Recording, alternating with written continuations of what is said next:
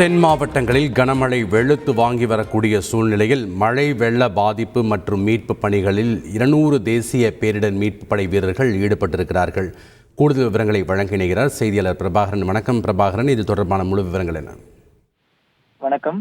வளிமண்டல கீழடுக்கு சுழற்சியின் காரணமா தென் தமிழகத்துல குறிப்பா கன்னியாகுமரி, திருநெல்வேலி, தூத்துக்குடி, தென்காசி ஆகிய 4 மாவட்டங்கள்ல கனமழையானது பெய்து வந்துட்டு இருக்கு.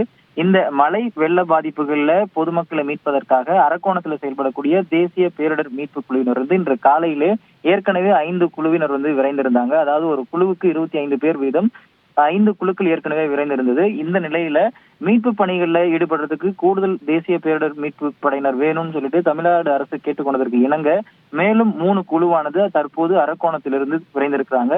இதுவரைக்கும் ஒட்டுமொத்தமா காலையிலிருந்து தற்போது வரைக்கும் 8 குழுக்கள் 25 படை வீரர்கள் வீதம் 200 தேசிய பேரிடர் மீட்பு படை வீரர்கள் இந்த மீட்பு பணியில் ஈடுபட்டிருக்காங்க.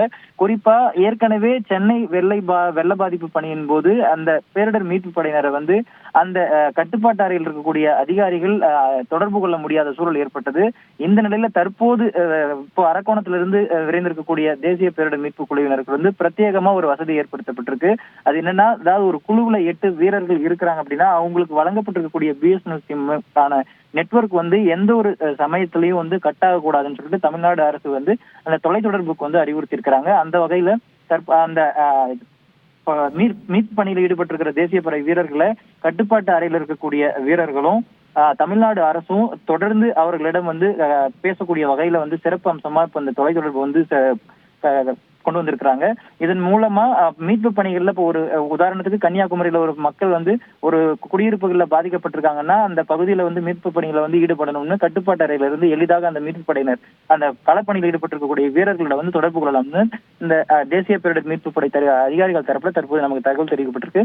தொடர்ந்து இவர்கள் இன்று அதிகாலைக்குள்ள தற்போது புறப்பட்டிருக்கக்கூடிய 3 குழுக்களும் அங்கு சென்றடைந்து மீட்பு பணியில் ஈடுபடுவாங்கன்னு தேசிய பேரிடர் மீட்பு குழுவினர் தெரிவிச்சிருக்கிறாங்க. நன்றி பிரபாகரன், உங்களுடைய தகவல்களுக்கு.